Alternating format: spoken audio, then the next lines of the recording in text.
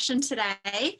We are talking about, or I am talking about, sacred menstruation.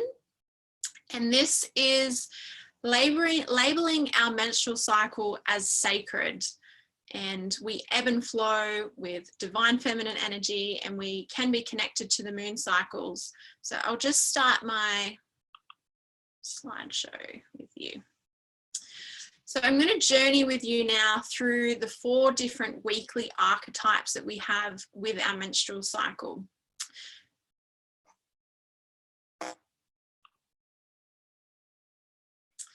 I'm going to start with an invocation. I like to set up a sacred space before I present. Usually I'm in my sacred space in my home, in my office, but we've had some crazy wild weather and I've got no internet at my house, no power. So I'm just at a friend's place. So I'm going to start our session with this invocation by Jane Hardwick Collins, who is one of my teachers.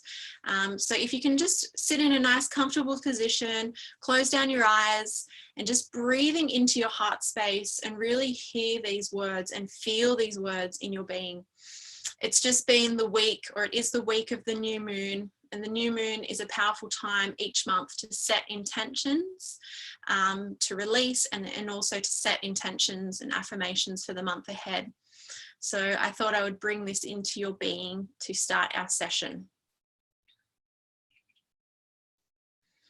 We call the divine feminine, the inner knowing within each of us, feminine wisdom, courage, strength. We call the women who have gone before us, mothers, midwives, wise women, ancestors, be with us. Remind us to trust our bodies. Remind us to trust the birth process and to surrender our fears and worries. Remind us to simply be with what is, our awesome selves, powerful, creative, yielding and wielding. We call the ancient birth and fertility goddesses that women have called on forever to guide us, nurture us, protect us and support us. Bridget, Artemis, Ixchel, Freya, Yamanya, Changing Woman, Pukingak, Sri Lakshmi, Kuan Yin, Toret, Hatha, Gaia, Nanjantia, guardians of the gateway of birth. We give thanks for you answering our call. We give thanks for peace, love, joy, and harmony. And we give thanks for healing, for insight, for happiness, for fun, and for safety. We give thanks for our connection with the earth and the moon. We give thanks for the opportunity to heal ourselves and to help heal the world, to live our life purpose by sharing our medicine with the world. We give thanks for all humanity to feel safe, supported, guided, and nurtured. We pay our respects to the original custodians of the land, of whatever land you may be on, to the spirits and the guardians. Blessed be. I ask you now just to become aware of your breath, feeling the cool air as you breathe in and the warm air as you breathe out. We can use the breath as a powerful tool to connect our mind and body.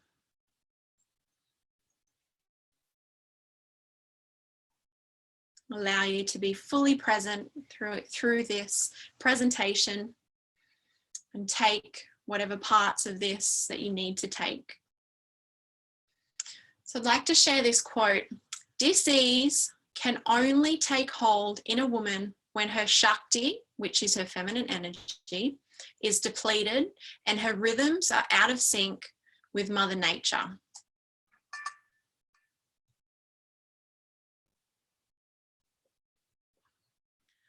So this is why I'm sharing this with you, this sacred menstruation information, an initiation for you to really connect with your own inner rhythms and to connect with the moon's rhythms. And with this connection, this ebb and flow, and really honoring that as a sacred menstruation, the cycle throughout the month, connecting with the nature's rhythms, the rhythms of the earth, the seasons, and the rhythms of the moon. And that naturally gives rise to our Shakti, our feminine energy. And this is how we can heal as women, how we can reconnect, how we can remember our inherent feminine wisdom. So here is a menstrual wheel that I've created with lots of ancient wisdom and information from all different sources, but I've compiled it all together. And this is sectioning our menstrual cycle into 4 separate weeks. So this is based on the average woman has a menstrual cycle of around 28 days. Week 1 is day 1 to 7. So this is when, as soon as you start bleeding, that is the start of week 1. That is day 1 of your menstrual cycle.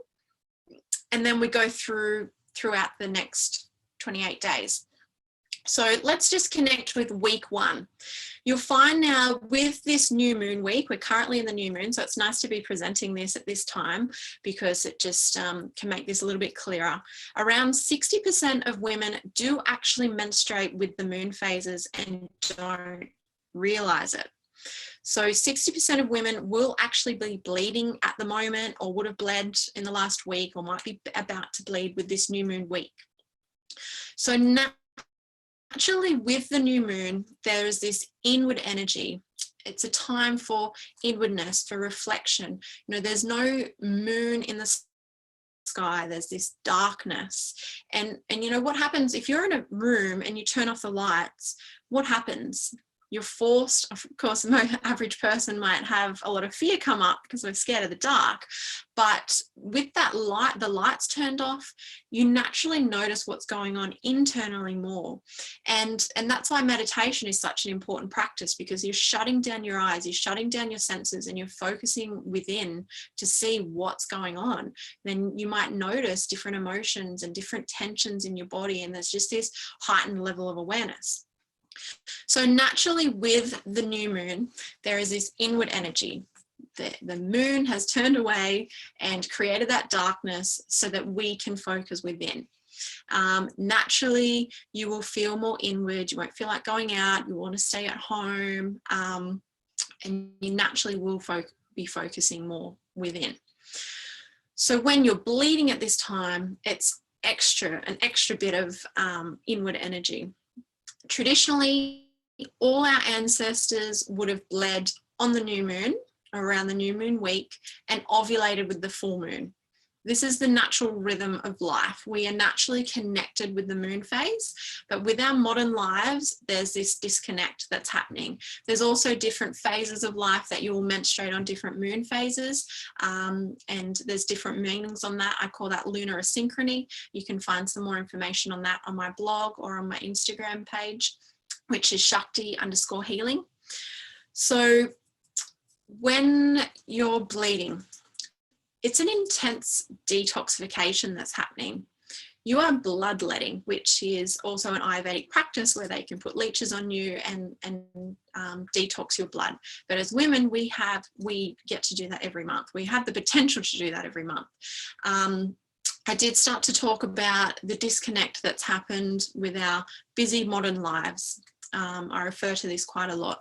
We're living in our own four walls. We have stimulation after dark. We have screens after dark. And that light pollution creates hormone imbalance, and we don't have that connection with the moon. I guarantee if you go camping for a month and don't have any technology after dark, your cycle will link with the moon cycle. So you will bleed on the new moon and ovulate on the full moon.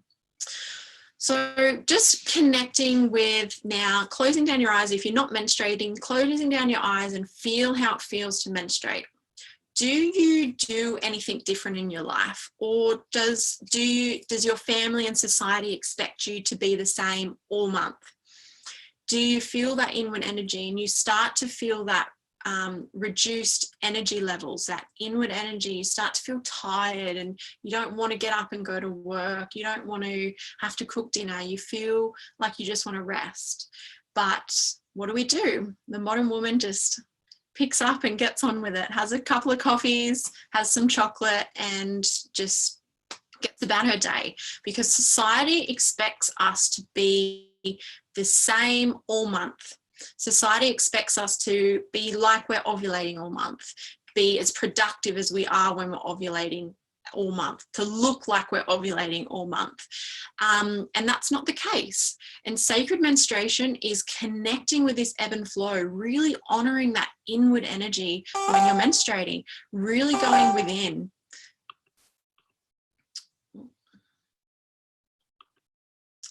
Sorry, I just get my screen back up. Just had some notifications pop up on my laptop. So this is a really intense detox that's happening. We're letting a lot of blood. And what do? If you're doing a 3-day juice fast, do you just get on with your life as if, you normally would, or do you actually rest and rejuvenate a little bit more? It's really important that we do rest and rejuvenate. And this is one of the root causes of being so many menstrual conditions.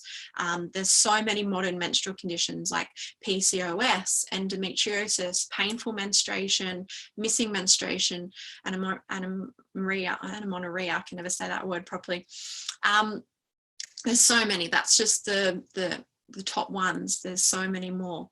So if we really honor this inward energy, we're going within, we're journaling, noticing what's coming up for us, and just looking at some of this is the bottom of the cycle here.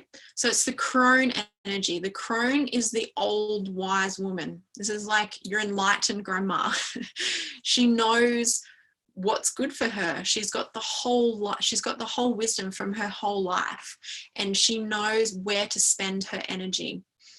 She doesn't waste her energy. She isn't competing with the world for energy. She has more inward energy. She rests, she retreats. And this is the energy of winter.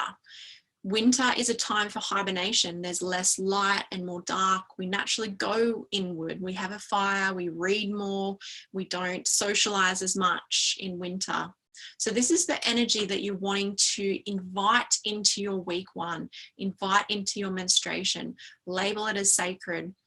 So we've got death, retreat, release, inward, and detox. Our body's naturally detoxing, so we really need to rest. And if you really honor your cycle, you really honor your bleed, you will be rewarded for it next cycle.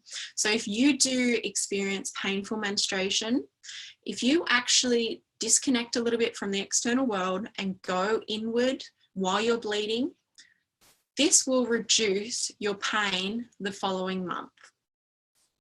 So in week one, we gain wisdom, we get more clarity, we get insight, this is our prophecy time.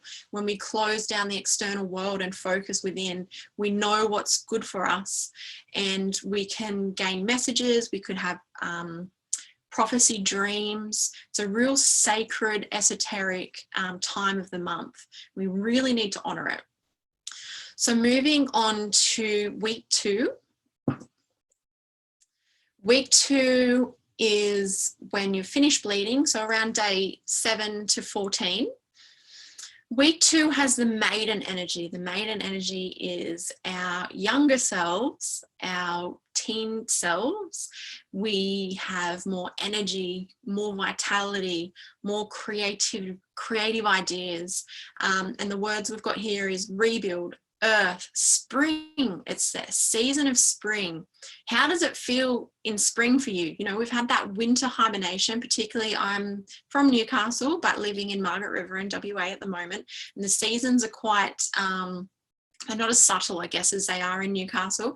And in winter, it's really cold and really windy, and we stay inside and have the fire.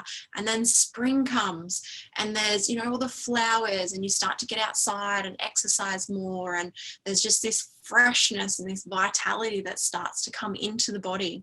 And so we have this same energy week 2 every month. It's renewal, rebirth, and rebuild. And with the maiden energy, sometimes we can get a little bit too excited of this new fresh energy that we have.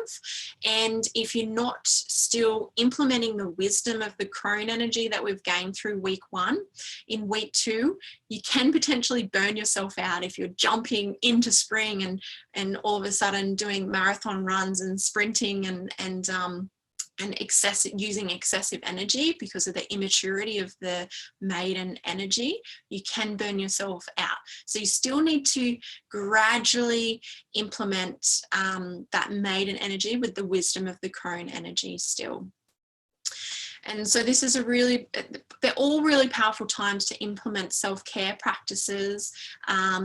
My work is a lot around creating daily self-care routines for women according to what phase of the cycle they're in. And so the week 2 is a really great time to womb steam, which helps to get warmth into your uterus, which is great for painful menstruation, endo, PCOS, any conditions there. It's also a really great self-love practice. As women, we are such nurturing, giving, selfless beings. We really need to nourish and nurture ourselves first, particularly us mothers. If you don't have a self-love, daily self-love and a sacred menstruation practice, you can get very burnt out. And this is the PMS that shows up in the autumn week, which I'll get to.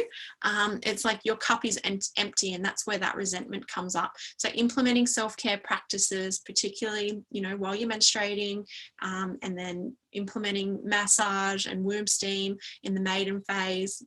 And then moving into ovulation. Ovulation is week 3. It is day 14 to 21. Ovulation is the full moon energy. You might ovulate on the full moon. Traditionally, our ancestors would have been ovulating in the full moon, but the full moon has that ovulation energy. And you might ovulate at different times of the month, but it still has that full moon energy. The full moon energy is creative, fertile, expressive. That's why they have full moon parties, because you've got that energy. You want to be out connecting and sharing. It's a great time for manifestation, there's that expansive energy, it's yang. There's progesterone spikes, there's a creativity and fertility. This is a great time of the month to get things done, to get your projects done. I'm quite active on my social media when I'm ovulating, and I'm not very active the rest of the month. I might be I sort of section this into 2 phases. So during maiden and mother phase, the spring and summer phase, I'm really external and sharing out in society, connecting with friends, writing, sharing, expressive and creative and fertile in this phase. And then the other 2 weeks here, autumn and winter phase, I'm really inward. You won't see much of me at all.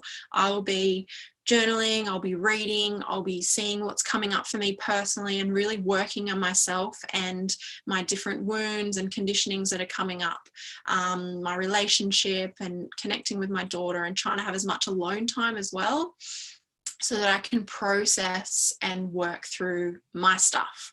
So I structure it with 2 weeks external, 2 weeks internal, and that works really well for me. So back to summer, I can get on little tangents here. You can see I'm obviously very passionate about this. And, traditionally when we were living, our ancestors back in the tribal times, we were all living with wise women, healers, aunties, grandmothers, sisters. There was this community of wise women, and these wise women knew all this wisdom. It was passed down. It was part of their daily life. Sacredness, rituals, connection with the moon, connection with the earth cycles. They were living out in nature, so they naturally had to have those connections. There's different things that are out in nature in seasons. There'd be seasonal eating, and then the moon phases, there's different animals and hunting and different rituals that have to happen on different moon phases. But we've got this modern disconnect now, and we really need to reconnect. That reconnection, it's connecting to our inherent feminine wisdom. It ignites this belonging in our being, and it's empowering us to take control of our own health, to feel that ebb and flow, and know that we're not meant to be the same all month. We're not meant to be creative and fertile all month. We have that inward energy to work on ourselves.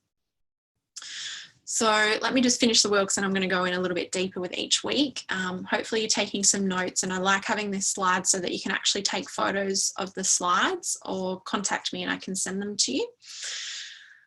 So after your egg's been released at ovulation, the egg then dissolves if you haven't conceived, and there's naturally this slump that happens after the egg dissolves, and this is the initiation into week 4.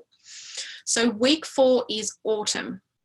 Week 4, you're preparing for retreat, you're softening, you're surrendering, you're processing, and there's either conception or death of the egg, which I spoke about. This is our PMS week.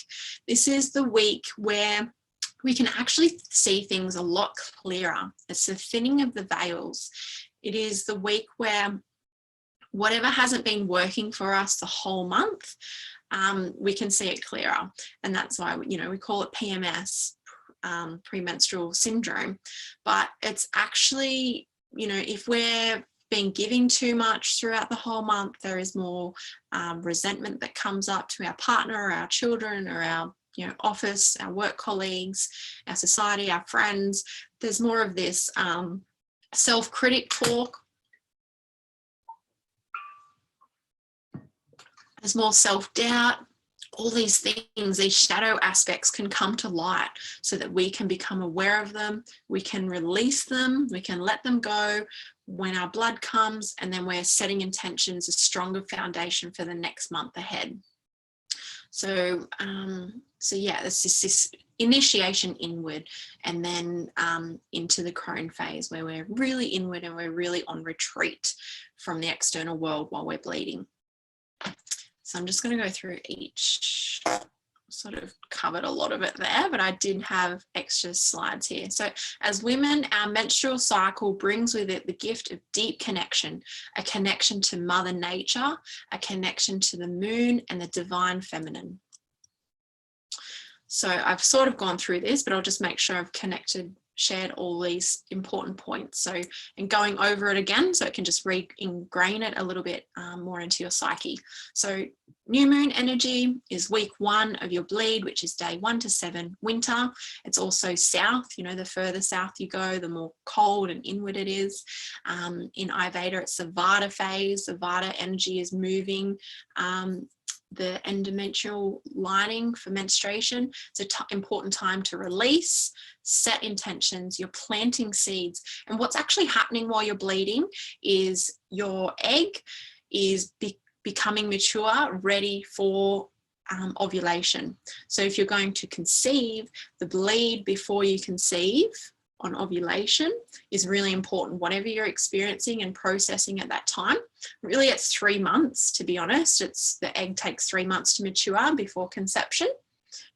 And I also, through my work, do conscious conception programs to make sure that the mother and the father are in absolute optimal physical, mental, emotional, and spiritual health before conception. I'm passionate about that because that's the health of our next generation.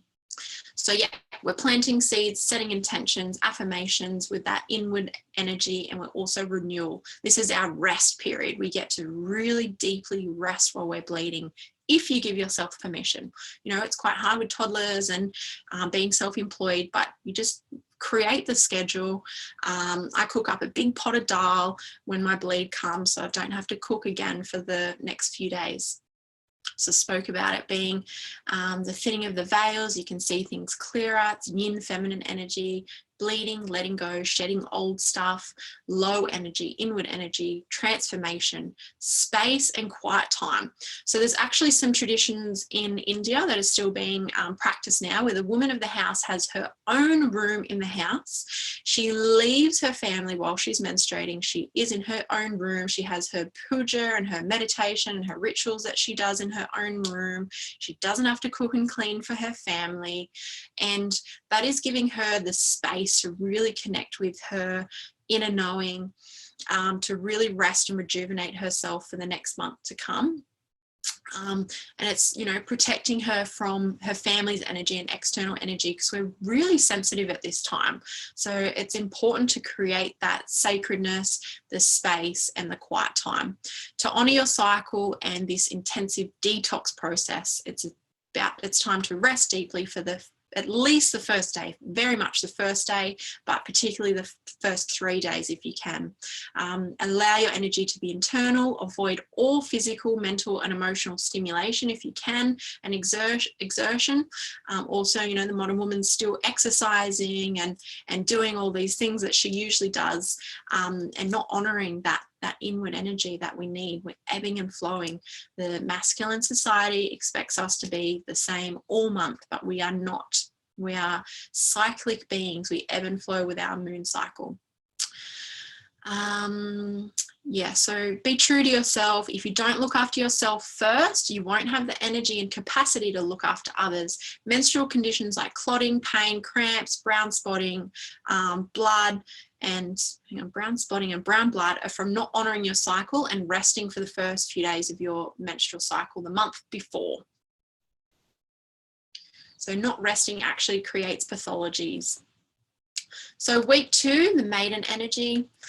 This is the spring that I spoke about. Your blood's finished and you've got this beautiful energy to be out and to share. You're feeling this creativity and the vitality of renewal. You're integrating, implementing the wisdom that you've gained from your bleed week. There's this rise, this light and vitality. So like coming out of hibernation, stepping back into the world and nourishing the new insights and ideas that you have gained from week 1, and start integrating, implementing and expressing strong and clear. Feel the rise in energy, moving into the light, enthusiasm, vitality for the new cycle ahead. So week 3 is the mother phase. So think about the mother phase of life. So we've just come out of the maiden phase. The mother phase is linked to summer. In summer, there's more daylight. We go out and socialize with more people. We do more things. It's quite a busy time of the year, particularly for us in the Southern Hemisphere. We've got Christmas holidays and all the crazy Christmas things that happen. It's a very busy time of the year. And so the mother phase of our life, that's from, the age, 28 to 40, something like that, when we're having children, mortgages, jobs, all these projects going on. It's the busiest phase of our life. So that links up with the summer energy. Week 3 of our cycle, day 14 to 21. So it's expansive, creativity, fertility, illumination. It's a time to express our projects as energies peak at this time with personal power, self-confidence, strength, manifestation, creation, fertility, passion, shining, heart energy. Outward masculine energy with high creative energy. Start putting ideas into practice. This is the best time to start a new project. Libido is also highest at this time, so it's a great time to connect with your partner, although you're fertile physically, so be extra careful, but we naturally want to connect. Nature wants us to procreate, so your partner will be more attracted to you when you're ovulating, and you'll be more attracted to them. I teach a thing called natural fertility awareness, which is the awareness of when we're fertile in our cycle. So we're not having to take contraceptives or any drugs or do anything too crazy. We just need to be aware of when we're fertile, that week that we're fertile each month, and take extra precautions, but being able to enjoy that time. So it's a beautiful time of the month. Week 4. So week 4 is the autumn phase. It is the enchantress, the wise woman. This is like the enlightened menopausal woman phase of our cycle. We're inward, sensitive. It's time for surrender. It's time to process what's coming up. This is a time where the lights are starting to dim and you can see things a little bit clearer from an inward perspective. Clear in a way, it doesn't feel clearer because there's that inward critic that's really activated. You can be really critical and judgmental in this phase, but it's a clarity of looking a bit deeper of why that critic's coming up. What is not okay in this time, because we're hypersensitive emotionally, physically, and mentally. So the feminine inward drawing energy is drawing us back into ourselves. We have a strong subconscious connection. Patterns and conditionings come to light. We're feeling deeply. So it's an important time to be, not do. So be present, meditate, breathe, journal, connect. Start that initiation into the inward energy phase of our cycle. It's really important to really prioritize being present and not being so productive. So time to prioritize what's really important. It's a sensitive time. It's truth time. Time to see the truth. Use this time as a gift. Women have this time as a precious and sacred time for self-realization, to raise awareness and consciousness. Honor your body, to heal the feminine, let go, and allow the sacred energy to flow. Okay,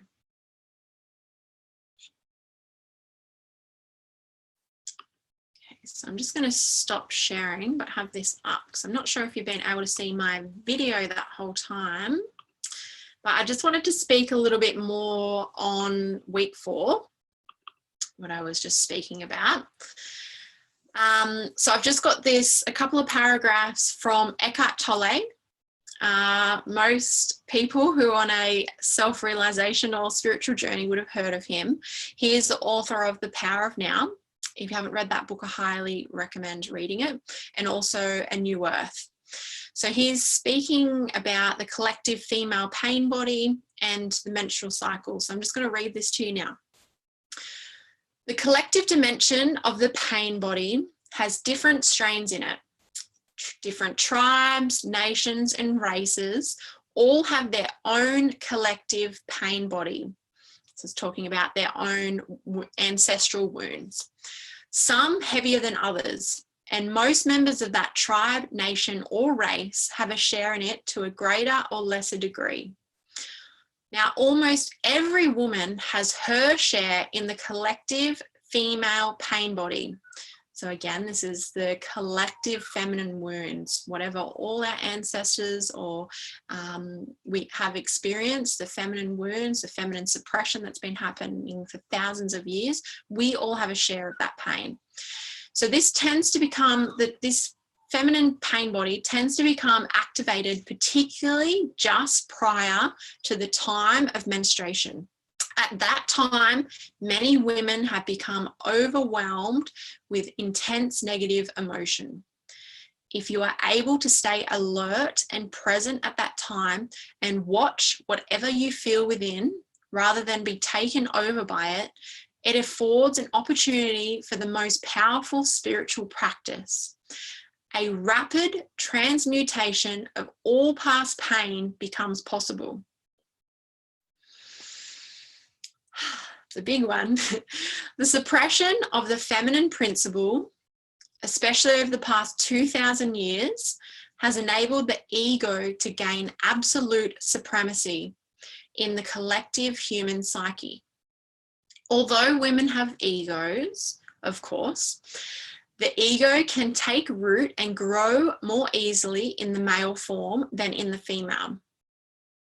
This is because women are less mind identified than men. They are more in touch. They are often more in touch with their inner body and the intelligence of the organism where the intuitive faculties originate. The female form is less rigidly encapsulated than the male and has greater openness and sensitivity towards other life forms and is more attuned to the natural world.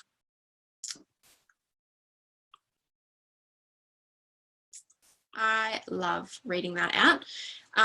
It's just showing us, reminding us that as women, we have the potential for spiritual growth, for self-realization, particularly in that week 4, the autumn phase of our cycle, just before our bleed comes, that PMS week where we usually label ourselves as hormonal and crazy.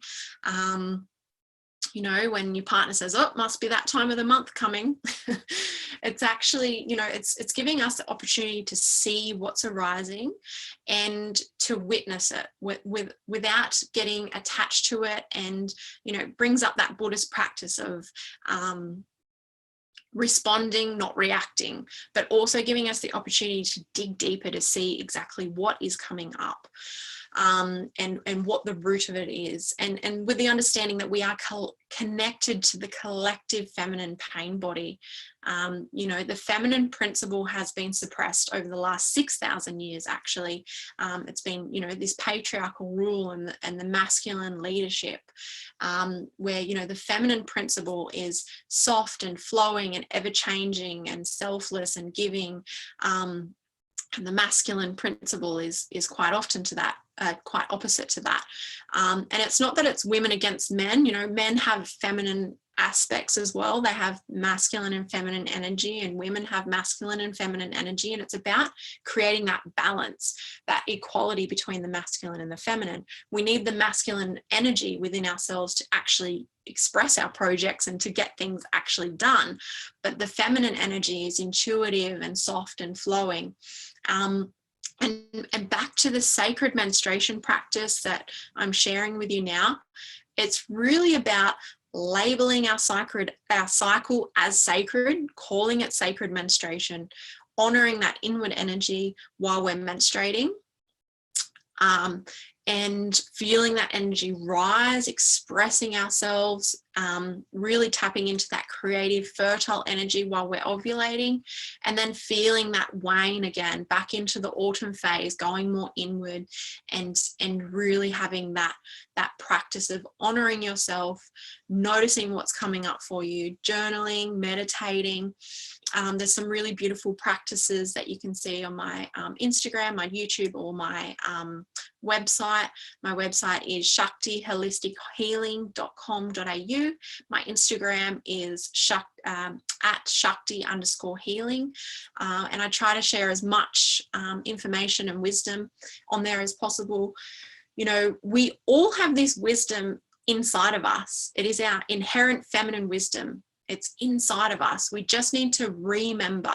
We need to connect with the rhythms of the earth, connect with the rhythms of the moon, connect with our own rhythms, really honor that ebb and flow, that inwardness and that outwardness, outwardness.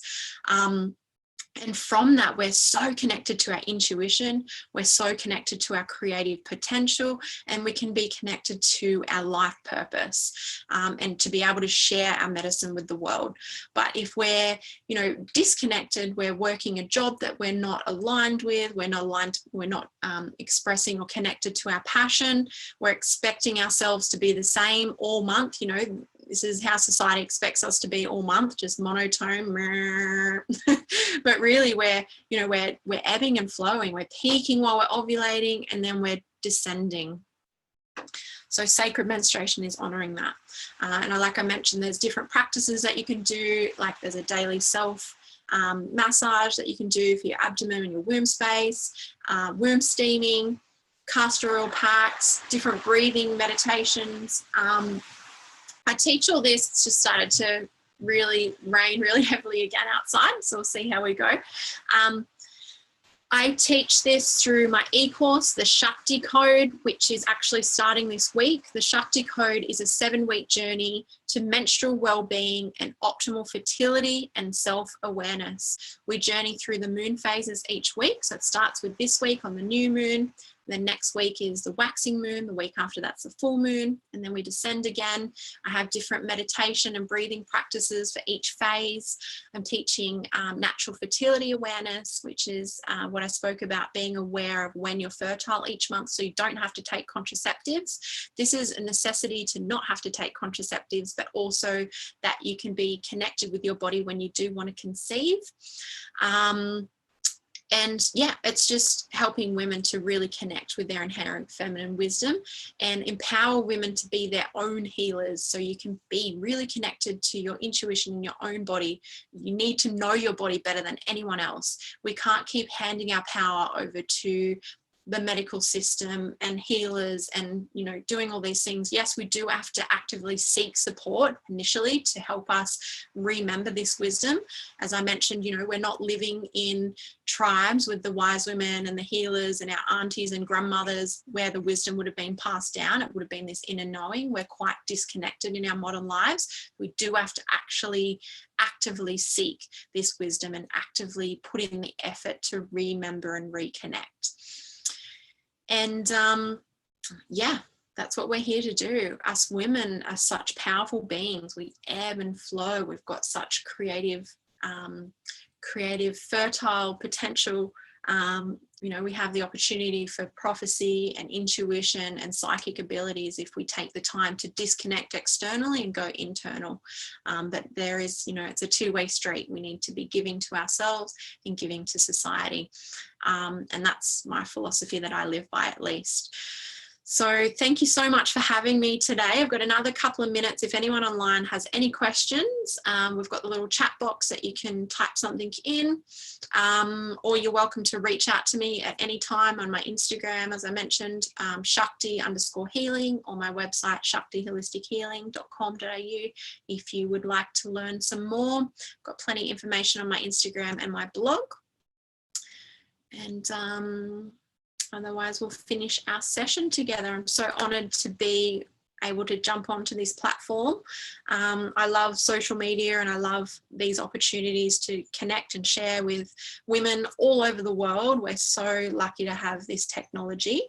You know, it's a blessing and a curse. If you're up on technology after dark, it's really bad for your hormones. It stops your production of melatonin, which is linked to your production of serotonin. So that's one little thing I'd like to throw in there to try and avoid bright lights after dark, trying to have that more warmth and ambience. You think about our ancestors would have been sitting around a nice big fire at night time, and they would go to bed shortly after dark. They wouldn't be staying up late watching Netflix and on Instagram. So that's another big cause of disconnect, and that light pollution, that blue light. Look into blue light glasses if you do have to be up after dark. Beautiful. Okay, so yeah, I think that's it. So I'm going to log off for now. Thank you all for jumping on. So honoured to be able to share with you, and hopefully you can reach out, connect with me on social media. I would love to be a part of your healing journey. Many blessings.